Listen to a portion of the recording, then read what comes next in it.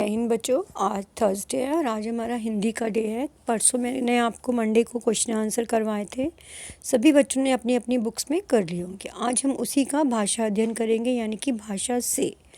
तो ये है हमारा पेज नंबर 145, जिसमें आपको फर्स्ट क्वेश्चन है, दिए गए शब्दों के मानक हिंदी रूप लिखिए।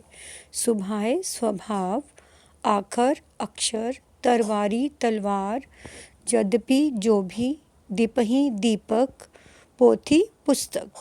तो अब नेक्स्ट क्वेश्चन देखिए आप, प्रत्येक पंक्ति में जो शब्द समानार्थक नहीं है, यानी कि जो उसका पर्याय शब्द नहीं है, आपको उस पर सर्कल बनाना है। तो यहाँ पे नर, मनुष्य और आदमी नर के ही पर्याय रूप है, लेकिन बालक इसका पर्याय नहीं है, तो यहाँ पर आप सर्कल लगा दीजिए। कोकिला, कोयल, पीक पर्याय शब्द है, लेकिन काक कौवे क्या है, तो यहाँ पर सर्कल। स्वर्ण, कंचन, कनक और रजत, रजत चांदी को बोलते हैं, तो ये रजत पर सर्कल।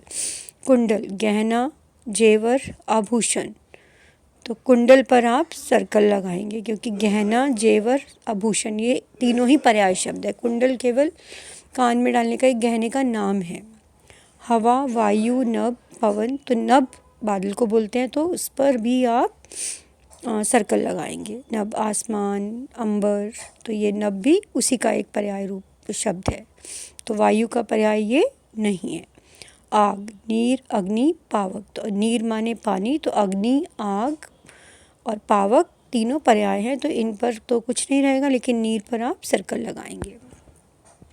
नेक्स्ट क्वेश्चन, अनेक शब्दों के लिए एक शब्द लिखिए। जिसके हृदय में दया ना हो निर्दयी, बोलने वाला वक्ता, गणित को जानने वाला गणितज्ञ, जो बहुत अधिक बोलता हो वाचाल, वहाँ जहाँ जाना कठिन हो दुर्गम, जिसे छूना वर्जित हो अछूत, जिसमें बल ना हो निर्बल, जो दूसरों का उपकार करता हो उपकारी। Next page.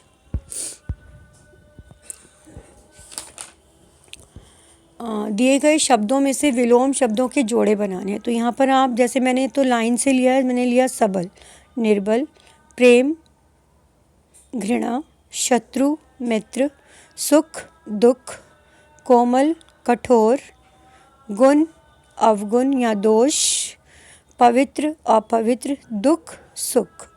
तो गुण का अवगुण भी होता है, लेकिन यहाँ पर आपको टेबल से ही लेना तो यहाँ पर दोष है, तो यहाँ पर आप दोष लिखेंगे, अवगुण नहीं लिखेंगे।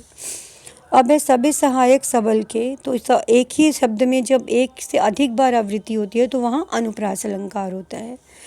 तो जैसे दोहे में अनुप्रास अलंकार आपको छाटना था, तो सार सार को गही रहे, पोथी पोथी पड़ी जगमुआ, दीपही देते बुझाए, प्रभुता से प्रभु दूरी। तो ये आप खुद भी ढूंढ सकते हैं, और मैंने भी यहाँ लिखे हुए हैं, आप उन्हें भी लिख सकते हैं, लेकिन हमें उदाहरण जो है वो दोहों में से ही चुनकर लिखना है, और कोई नहीं लिखना है।